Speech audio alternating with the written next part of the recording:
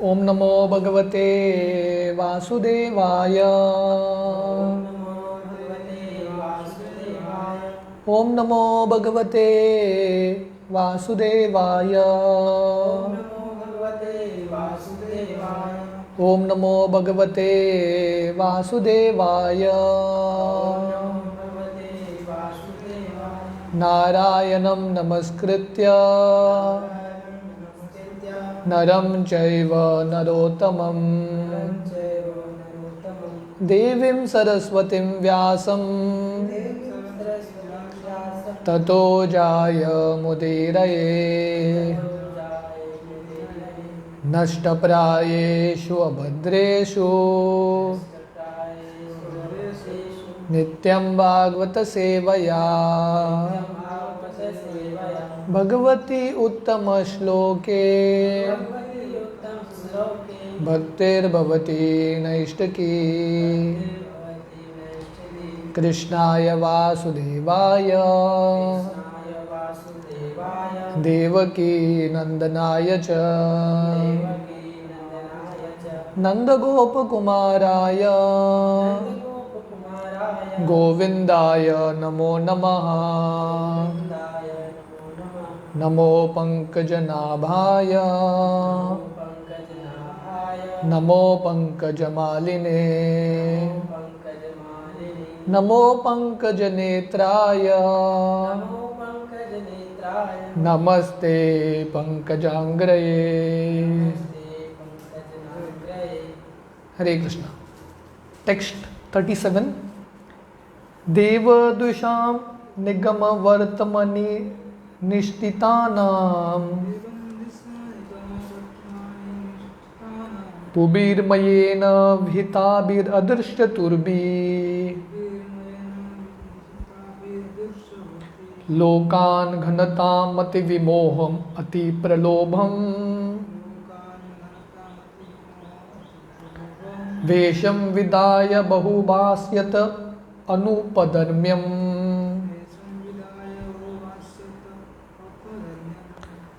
What word?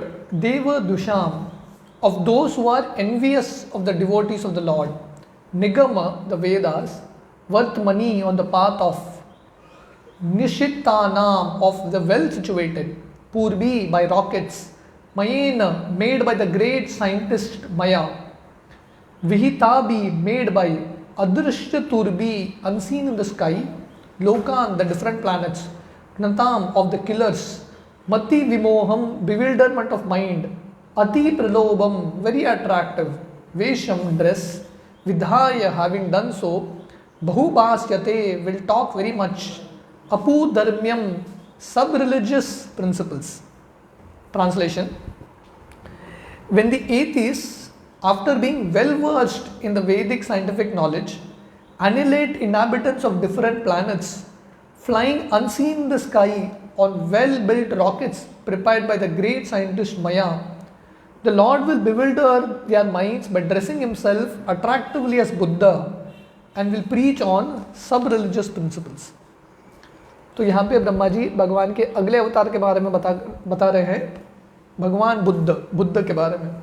तो यहाँ पे वर्णन है जब असुर देवदुषाम का मतलब है जो नास्तिक है, एथिस्ट है, इनका जब जो संग्रह है, इनका जो राज्य है वो बढ़ेगा और अलग अलग साइंस के माध्यम से।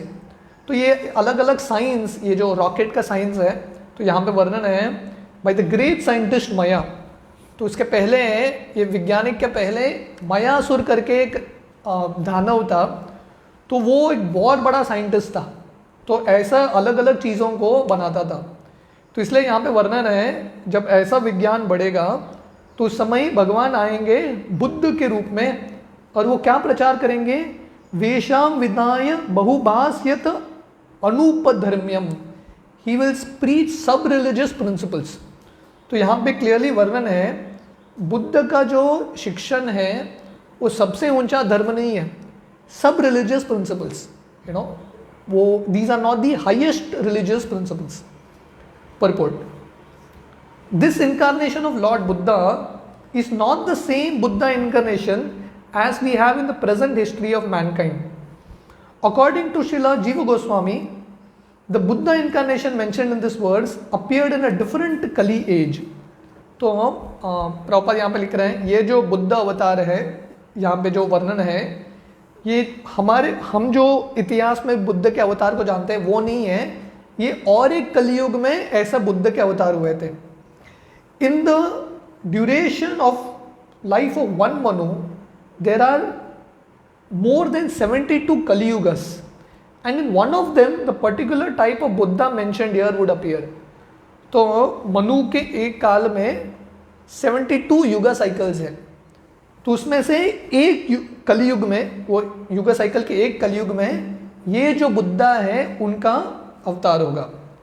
Lord Buddha incarnates at a time when the people are most materialistic and preaches common sense religious principles. तो बुद्ध का अवतार होता है जब लोग बहुत नास्तिक बनते हैं और भगवान को भूल जाते हैं. बुद्ध आते हैं और क्या बताते हैं? Very common sense religious principles, simple चीज़ जो साधारण मनुष्य को पालन करना चाहिए और जो नहीं करते हैं वो साधारण चीज़ बताने के लिए बुद्ध आते हैं. Such ahimsa is not a religious principle itself but is an important quality for persons who are actually religious. तो बुद्ध आके क्या सिखाते हैं? अहिंसा ही परमो धर्मो, कि अहिंसा सबसे बड़ा धर्म है. पर प्रभुपाद यहाँ पे बोल रहे हैं अहिंसा सबसे बड़ा धर्म नहीं है. जो धर्म का पालन करते हैं, भगवान की भक्ति करते हैं, उनके लिए एक लक्षण होता है अहिंसा.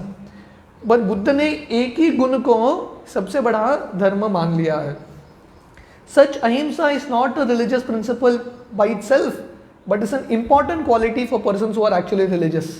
It is a common sense religion because one is advised to do no harm to any other animal or living being, because such harmful actions are equally harmful to he who does the harm.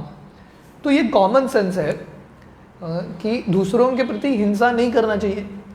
ये अलग सा आके धर्म शुरू करने की ज़रूरत नहीं है. कॉमन सेंस है कि दूसरों को कष्ट मत पहुंचाओ, क्योंकि अगर हम दूसरों को कष्ट देंगे वो कर्म के अनुसार, समय के अनुसार हमारे पास फिर से आएगा. पर बुद्ध आते हैं ये सिखाने के लिए, क्योंकि उस समय के जो लोग हैं ये बेसिक प्रिंसिपल का भी पालन नहीं करते. तो इसलिए बुद्ध आके उनके पूरे धर्म में सिर्फ अहिंसा ही सिखाते हैं. But before learning these principles of non-violence, one has to learn two other principles, namely to be humble and to be prideless. तो कृष्ण गीता के जिसके पास ज्ञान है उसके अलग अलग लक्षण बताते हैं. अमानित्वम अदम्बित्वम बताते हैं कि जो ज्ञानी है उसके पास पहला गुण होना चाहिए नम्रता, और बिना अहंकार का रहना चाहिए. तभी व्यक्ति अहिंसा का मार्ग का पालन कर सकता है, नॉन वायलेंस. क्योंकि जब बहुत गर्व रहेगा और व्यक्ति नम्र नहीं रहेगा तो क्या करेगा? नेचुरली दूसरों के ऊपर शोषण करेगा, अपने आप को महान सोचेगा, दूसरों को तुच्छ सोचेगा और शोषण करेगा. इसलिए प्रभुपाद बोल रहे हैं unless one is humble and prideless one can not be harmless and non violent. जब तक व्यक्ति नम्र नहीं है और प्राइडलेस, बिना अहंकार के नहीं है, तब तक व्यक्ति दूसरों को बिना हानि पहुंचा के रह नहीं सकता. दूसरों को निश्चित रूप से हानि पहुंचाएगा. And after being non violent one has to learn tolerance and simplicity of life. तो प्रभुपाद बुद्ध आके एक ही शिक्षण देते हैं अहिंसा का, पर प्रभुपाद बता रहे हैं वो अहिंसा के पहले कौन सा गुण होना चाहिए और अहिंसा के बाद कौन सा गुण होना चाहिए. तो बताते हैं कि अहिंसा के पहले व्यक्ति को नम्र होना चाहिए, बिना अहंकार का होना चाहिए. उसके बाद अहिंसा, नॉन वायलेंट लाइफ जिएगा. अहिंसा के बाद उसको टॉलरेंस भी चाहिए, सहनशीलता. हाँ, तो इसलिए चैतन्य महाप्रभु का ये सबसे प्रमुख श्लोक है, तृणादपि सुनीचेन तरोरेव सहिष्णुना अमानेन मानदेन कीर्तनीय सदा हरि. कि तृण से ज़्यादा तुच्छ समझना, नम्र रहना, पेड़ से ज़्यादा सहनशील बनना. तो पेड़ कितना सहनशील होता है, उससे ज़्यादा सहनशील बनना. तो अहिंसा के बाद अगला दो गुण है सहनशीलता, tolerance, and simplicity of living. सरल जिंदगी जीना है. One must offer respects to the great religious preachers and spiritual leaders and also train the senses for controlled action, learning to be unattached to family and home and enacting devotional service of the Lord etc. तो ये अलग अलग जो लक्षण हैं जिसके पास ज्ञान है कृष्ण गीता में बहुत विस्तार से बताते हैं। हालांकि बुद्ध एक ही शिक्षण देते हैं, एक ही गुण के बारे में बताते हैं अहिंसा, पर कृष्ण जाके बहुत सारे गुण बताते हैं कि व्यक्ति को सहनशील होना है, नम्र बनना है, उसके बाद उसको सरल जिंदगी जीना है, उसके साथ साथ उसको दूसरों को रिस्पेक्ट देना है, अमानी न मान देना, स्वयं को मान की अपेक्षा न करते हुए दूसरों को सम्मान देना, खासकर जो महान आचार्य हैं, गुरु हैं, संत हैं, उनको सम्मान देना और अपने इंद्रियों का दमन करना, controlling the senses, learning to be unattached from family and home, परिवार के प्रति, घर के प्रति विरक्ति उत्पन्न करना, एंड सबसे प्रमुख enacting devotional service to the lord, सबसे प्रमुख है भगवान की भक्ति। इसलिए भागवतम में वर्णन आता है यशास्ति भक्तिर भगवती यकिंचन सर्वैर गुणैस्तत्र समासते सुरा हरव भक्तस्य कुतो महद गुना मनोरते नास्ति धावतो बहि। जो भगवान की भक्ति करेगा, यशास्ति भक्तिर भगवती यकिंचन, जो भगवान की भक्ति करेगा, सर्वैर गुणैस्तत्र समासते सुरा, उसके पास ये सब जो गुण हैं ऑटोमेटिकली आएंगे। वासुदेवे भगवती भक्ति योग प्रयोजितः जनयति आशु वैराग्यम ज्ञानम चयत अहेतुकम। तो भागवतम के दूसरे पहले स्कंद के दूसरे अध्याय में वर्णन आता है भगवान की भक्ति करने से ऑटोमेटिकली वैराग्य, ऑटोमेटिकली ज्ञान आता है। At the ultimate stage one has to accept the Lord and become his devotee, otherwise there is no religion। तो बुद्ध कौन सा धर्म सिखाने के लिए आते हैं? अहिंसा ही परमो धर्मो। पर सबसे ऊंचा धर्म क्या है? सर्वधर्मान परित्यज्य माम एकम शरणम व्रज। सबसे ऊंचा धर्म है भगवान को स्वीकार करना, भगवान का शरणागत होना और भगवान का भक्त बनना। मन मना भव मद भक्तो मद याजी माम नमस्कुरु, भगवान को प्रणाम करना, भगवान को पूजा करना, आराधना करना, ये सबसे ऊंचा धर्म है। सवै पुंसां परो धर्मो यतो भक्ति अजोक्षजे। तो सबसे ऊंचा धर्म है भगवान अधोक्षज की भक्ति करना। नहीं तो ऐसा धर्म सिर्फ सब रिलीजियस प्रिंसिपल्स है, मोरालिटी है कि नहीं? प्रभुपाद एक बार कहानी बताते थे, 5 चोर साथ में आए और उन्होंने एक साथ चोरी किया और बाद में मिलके बांट रहे हैं चोरी को। तो एक चोर दूसरे चोर को बोलता है ईमानदारी से बांटना, क्या करो? ईमानदारी से ये माल बांटना, चोरी मत करो। मतलब माल ही चोरी का है और क्या बोल रहे हैं? ईमानदारी से बांटो, है कि नहीं? पहला माल लिया, सामान प्राप्त हुआ चोरी से, उसमें ही ईमानदारी नहीं है, बेईमानी है, उसमें अभी बोल रहे हैं ईमानदारी से बांटो। तो परम सत्य को हम नहीं मानेंगे तो ये दुनिया का छोटा सत्य, सब रिलीजियस प्रिंसिपल्स हमारे काम को नहीं आएगा। इसलिए परम सत्य को मानना इंपॉर्टेंट है, that is the highest dharma. In religious principles there must be God in the centre, otherwise simple moral instructions are merely sub-religious principles generally known as upadharma or nearness to religious principles। तो अगर धर्म मतलब भगवान केंद्र में होने चाहिए। अगर कोई बोलेगा मैं धार्मिक हूँ पर नास्तिक हूँ, इसका कुछ मतलब ही नहीं हुआ। हाँ, धार्मिक और नास्तिक doesn't make, it's not correct. मतलब धर्म मतलब भगवान केंद्र में होना चाहिए और हमारा जो जीवन है भगवान के इर्द गिर्द चलना चाहिए, सेंटर्ड अराउंड कृष्णा। नहीं तो अगर हम सिर्फ बेसिक रिलीजियस मॉरल्स प्रिंसिपल्स को फॉलो करेंगे, सिर्फ बेसिक ट्रूथफुलनेस, क्लेanलीनेस, बेसिक चीज़ों को फॉलो करेंगे, ये पूरा धर्म नहीं कहलाता, इसको उपधर्म या अनुपधर्म्याम, दीज आर सब रिलीजियस प्रिंसिपल्स। तो ऐसा प्रभुपाद ये तात्पर्य में बताते हैं। तो अगला श्लोक पढ़ेंगे, टेक्स्ट 38। यर्हि आलेष्व अपि सतां न हरे कथास्यु पाषान्दिनो द्विजजना वृषाल नरदेवा स्वाहा स्वादा वसदिति स्मो गिरो न यत्र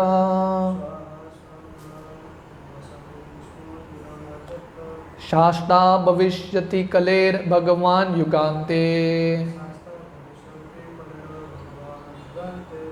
Word to word, here he, when it happens, Aleshu, in the residence of, api, even, satam, civilized gentlemen, na, no, hare, of the personality of Godhead, katha, topics, few will take place, pashan dina, atheists, dvijajana, persons declaring themselves to be the higher three classes, Brahmana, Kshatriyas and Vaishyas, Vrishila, the lower class Shudras, Nirdeva, ministers of the government, Swaha, hymns to perform sacrifices, Swada, the ingredients to perform sacrifices, Vashat, the altar of sacrifice, Iti, all this, Sma, shall, Giraha, words, Na, never, Yatra, anywhere, Shashta, the chastiser, Bhavishyati, will appear, Kale, of the Kali Yuga, Bhagavan, the personality of Godhead, Yuga Ante, at the end of. Translation. Thereafter, at the end of Kali Yuga, when there exist no topics on the subject of God, even at the residence of so-called saints and respectable gentlemen of the three higher castes, and when the power of government is transferred to the hands of ministers elected from the low-born Shudra class or less than them, and when nothing is known of the technique of sacrifice, even by word, at that time the Lord will appear as the supreme chastiser. तो यहाँ पे कल की अवतार का वर्णन है. तो पिछले श्लोक में हम बुद्ध के बारे में देख रहे थे. तो बुद्ध का अवतार होता है ये उपधर्म, मॉरालिटी सिखाने के लिए. तो कलयुग में जैसा कलयुग बढ़ता है, हर एक व्यक्ति बेसिकली नास्तिक ही रहता है. अगर कोई स्पिरिचुअल लाइफ का भी पालन कर रहा है, वो घमंड से बोलेगा मैं स्पिरिचुअल हूँ पर रिलीजियस नहीं हूँ. I am spiritual but not religious. मतलब मैं अच्छा व्यक्ति हूँ, धर्म का सब रूल्स का पालन कर रहा हूँ, पर भगवान भक्ति नहीं करता. मतलब रिलीजन विदाउट गॉड. भगवान नहीं है फिर भी अपने आप को धार्मिक मानते हैं. पर कलयुग जैसा बढ़ता है, कली के अंत में क्या होगा, लोग इतने नास्तिक बनेंगे कि कहीं पे भी भगवान का चर्चा नहीं होगा. नोवेयर, भगवान कहीं पे भी नहीं रहेंगे. साधु संत के निवास स्थान में भी भगवान के बारे में चर्चा नहीं होगा. भौतिक चीज़ों के बारे में भी चर्चा ही होगा. और जो थ्री हायर कास्ट है, ब्राह्मण, क्षत्रिय, वैश्य, जो एक्चुअली भगवान की भक्ति करने चाहिए और धर्म के अनुसार चलना चाहिए, वो लोग भी भगवान की भक्ति नहीं करेंगे. मतलब सब नास्तिक ही रहेंगे. और जो गवर्नमेंट का पावर है, शक्ति है, वो ऐसे मिनिस्टर के हाथ में होगा जो जिनका मेंटालिटी लो क्लास है, हाई क्लास मेंटालिटी नहीं है. एक्सप्लॉइट करने के लिए बैठे हैं. और कोई भी यज्ञ नहीं करेगा. इनफैक्ट यज्ञ क्या है, धर्म क्या है, किसी को पता नहीं रहेगा. तो सबका ज़िंदगी एक ही रहेगा, आहार निद्रा भय मैं तो कैसे अपने आप को एंजॉय करूं. और हर व्यक्ति पाप करता रहेगा. उस समय भगवान आएंगे गीता सुनाने के लिए नहीं.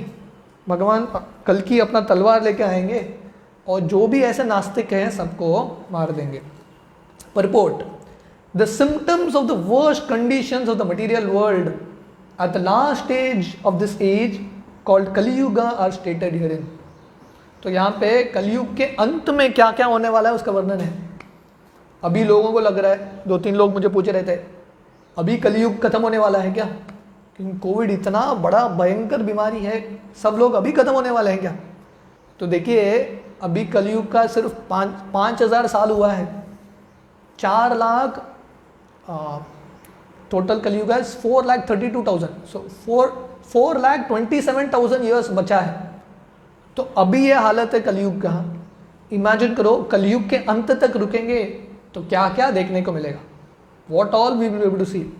इसलिए बुद्धिमता है कि जितना जल्दी हो भगवत धाम निकलना है, क्योंकि फिर से आएंगे. अगले बार हमको लगेगा नेक्स्ट टाइम आके मैं भक्ति करूँगा, नेक्स्ट टाइम आके परिस्थिति इतना कठिन होगा और मुश्किल होगा भक्ति करने के लिए. The sum and substance of such conditions is godlessness. तो जैसे कलयुग बढ़ता है एक ही चीज़ होता है, व्यक्ति और नास्तिक बनता रहता है। और वो हम देख रहे हैं समाज में, है कि नहीं। आजकल के एजुकेशन सिस्टम में क्लियर डेफिनेशन है, भगवान के बारे में बात नहीं करना है, भगवान का टॉपिक मत लेके आओ, बाकी कुछ भी बात करो चलेगा, भगवान का विषय मत लेके आओ। तो जैसे कलयुग बढ़ता है और व्यक्ति नास्तिक बनेंगे और घमंड से नास्तिक बनेंगे, है कि नहीं। एटलीस्ट कलयुग के शुरुआत में कोई नास्तिक भी रहेगा, छुपा छुपा रहता है, दिखाता नहीं है, सामने नहीं आता, पर कलयुग जैसा बढ़ता रहता है व्यक्ति घमंड के साथ अपने आप को नास्तिक बताएंगे। Even the so called saints and higher caste of the social orders generally known as द्विजजनस और the twice born will become atheist. तो कलयुग जैसा बढ़ता है, जो साधु संत हैं, सो कॉल्ड आध्यात्मिक गुरु हैं, वो भी नास्तिक रहेंगे, और वो अभी भी कलयुग में दिखता है। और जो क्षत्रिय हैं, ब्राह्मण हैं, ये सब लोग भी नास्तिक ही रहेंगे। As such, all of them will practically forget even the holy name of the Lord and what to speak of his activities. तो जैसे कलयुग बढ़ेगा, हरि नाम का भी उच्चारण लोग बंद करेंगे, भगवान की लीलाओं के बारे में तो क्या पूछना।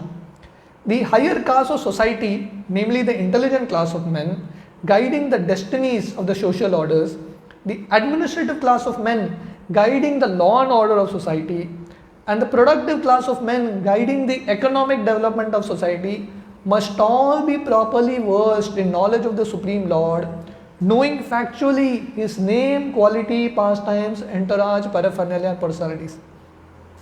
तो हर एक व्यक्ति को ट्रेनिंग बहुत महत्वपूर्ण है, स्पेशली जो ब्राह्मण हैं, बुद्धिमान व्यक्ति हैं, जो सोसाइटी को गाइड करते हैं बुद्धि देके। जो क्षत्रिय हैं वो सोसाइटी को गाइड करते हैं लॉ एंड ऑर्डर, नियम बना के, गवर्नमेंट बना के।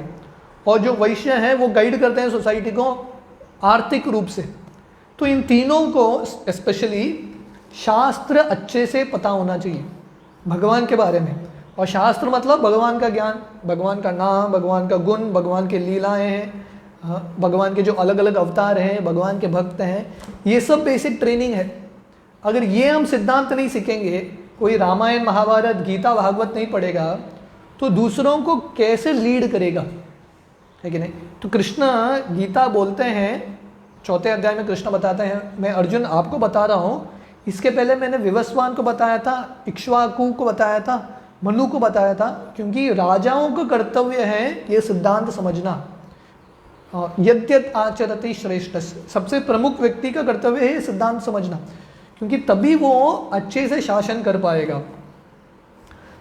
The saints and higher castes or orders of society are judged by their proportion of knowledge in the science of God or तत्व ज्ञान and not by any kind of birthright or bodily designations.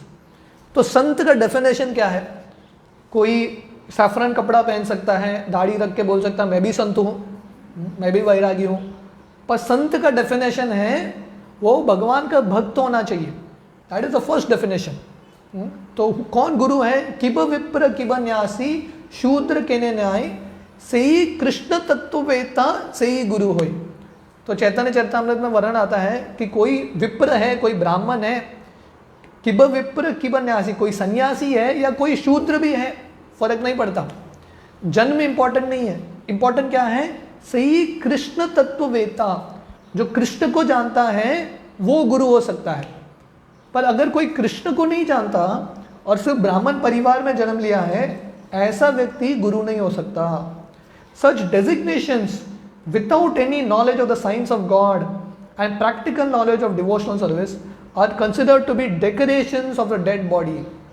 तो अगर किसी के पास उपाधि है, मैं ब्राह्मण हूँ, है कि नहीं, जनेऊ पहना है, उपाधि है वो, या कोई बोलता है मैं क्षत्रिय हूँ, मैं राज्य करता हूँ, या पोस्ट जो भी है किसी के पास, या कोई बहुत सक्सेसफुल बिजनेसमैन है, पर ऐसा व्यक्ति को भगवान के बारे में ज्ञान नहीं है और ये सब अलग अलग उपाधि हैं, लोग उपाधि डालते हैं ना, मेडल्स, मुझे ये मेडल मिला है, वो मेडल मिला है, या कार्ड में लिखते हैं अपना डेजिग्नेशंस, राइट, 10 डेजिग्नेशन लिखते हैं, ये सब डेजिग्नेशंस हैं, उपाधि हैं, मेडल्स हैं, पर भगवान का भक्त नहीं है। इसका मतलब क्या है?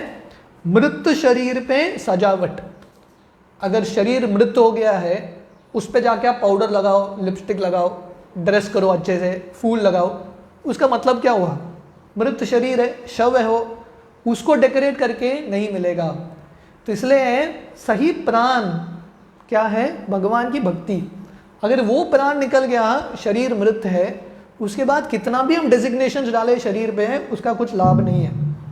सो प्रॉपर हम लिख रहे हैं, such designation without knowledge of the science of God are considered decorations of dead bodies, and when there is too much inflation of these decorated dead bodies in society, there develop so many anomalies in the progressive peaceful life of human society.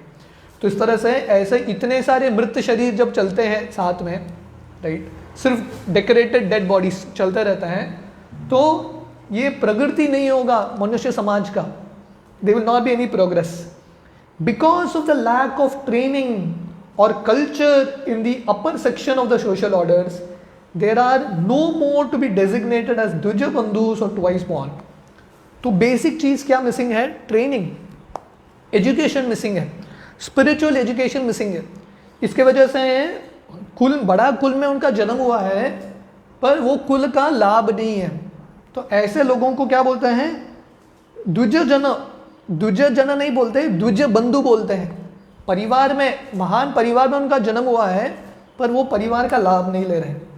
The significance of being twice born has been explained in many places in these great literatures, and again one is reminded herewith that birth executed by the sex life of the father and mother is called animal birth. तो शास्त्रों में वर्णन आता है हमारे अलग अलग जन्म होते हैं। तो पहला जन्म जब माँ और पिता, पुरुष और स्त्री साथ में आते हैं, वो जन्म होता है। वो जन्म तो पशुओं का भी होता है कि नहीं? हम हैप्पी बर्थडे बनाएंगे तो पशु भी हैप्पी बर्थडे मनाते हैं। So that is not special. सिर्फ जन्म लेना, शरीर में जन्म लेना स्पेशल नहीं है। स्पेशल क्या है? आध्यात्मिक रूप से जन्म लेना। But such animal birth and progress of the life of animals, of eating, sleeping, fearing and mating without any scientific knowledge of spiritual life is called Shudra life, or to be more explicit, uncultured life of lower class of men. तो शास्त्रों में वर्णन आता है कलो शूद्र संभव, कलयुग में हर एक व्यक्ति शूद्र है। जन्मा जायते शूद्रो संस्कारात् भवे द्विज, ब्रह्म जानाति इति ब्राह्मण। तो शास्त्रों में वर्णन आता है जन्मा जायते शूद्रो, जन्म से हर एक व्यक्ति शूद्र है। शूद्र का मतलब क्या है? अनकल्चर्ड, पशु के भांति ही जीता है, अनकल्चर्ड है, संस्कृति नहीं है, उसको आध्यात्मिक ज्ञान बिल्कुल नहीं है, आध्यात्मिक विज्ञान नहीं है, भौतिक विज्ञान ही है। तो ऐसा शूद्र का जन्म है।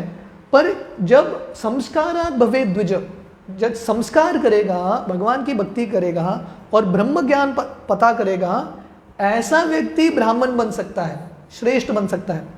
तो मनुष्य जन्म मिला हमको पशु वृत्ति से ऊपर उठ के मनुष्य के वृत्ति में आना, come to a consciousness of a human being. It is stated herein that the governmental power of society in the Kali Yuga will be passed over to uncultured, godless laborer class of men, and thus the Naradevas or the ministers of the government will be Vrishalas or the uncultured lower class of men of society. तो कलयुग में थोड़ा बहुत अभी दिखता है, पर आगे जाके ये बहुत स्पष्ट रूप से दिखाई देगा कि जो सबसे नास्तिक व्यक्ति है, जिनको बिल्कुल संस्कार नहीं है, सब जो नियम है सब नियम तोड़ता है, 4 रेगुलेटरी प्रिंसिपल सब तोड़ता है, ऐसा जो सबसे तुच्छ व्यक्ति है वोट पाके मिनिस्टर बन जाएगा, है कि नहीं? तो ऐसा जब व्यक्ति मिनिस्टर बनते हैं तब क्या होता है? No one can expect peace and prosperity in the human society full of uncultured lower classes of men. तो ऐसे लोगों को ट्रेनिंग नहीं हुआ है, सभ्य नहीं हुए लोग, कल्चर्ड नहीं हुए हैं, तब क्या होगा? सुख भी नहीं रहेगा, शांति भी नहीं रहेगा, प्रॉस्पेरिटी भी नहीं रहेगा, ऐसा बीमारी, ऐसा कष्ट बार बार आता रहेगा। The symptom of such uncultured social animals are already in vogue, and it is the duty of leaders of men to take note of it and try to reform the social order by introducing the principles of twice born men trained in the science of God consciousness. तो प्रभुपाद बोल रहे हैं ये जो वर्णन आ रहा है कलयुग के अंत का, अभी ऑलरेडी उसका झलक मिल रहा है लोगों को, है कि नहीं? कोई भी शांत नहीं है, कोई भी सुख में नहीं है, समृद्धि कहीं पे भी नहीं है।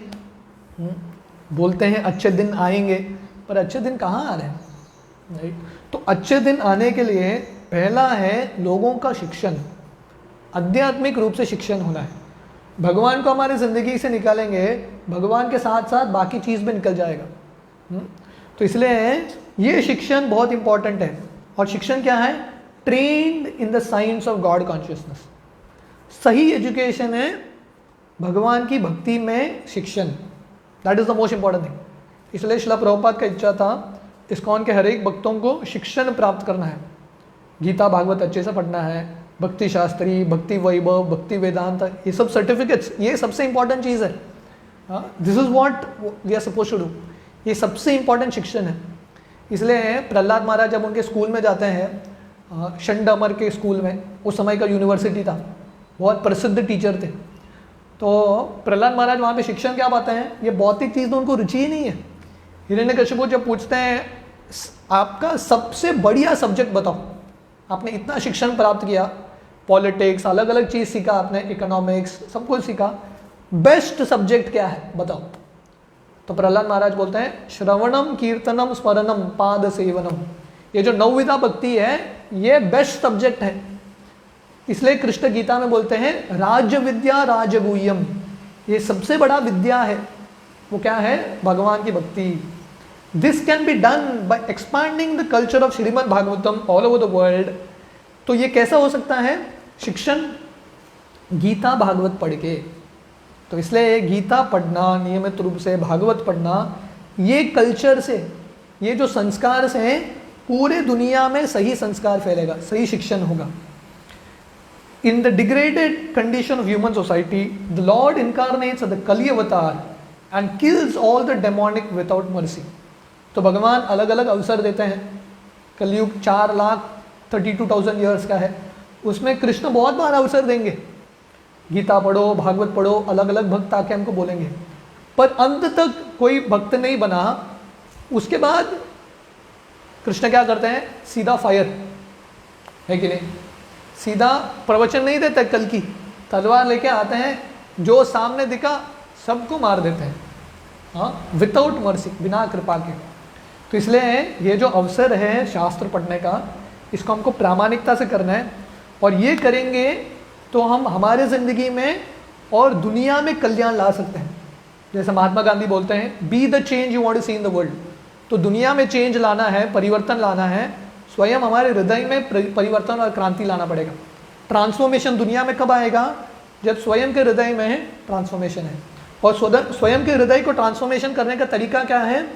भागवतम पढ़ना, नित्यम भागवत सेवया। तो ये भगवान का कल की अवतार के बारे में वर्णन था। तो टेक्स्ट 39 से हम कल सुबह कंटिन्यू करेंगे। हरे कृष्ण।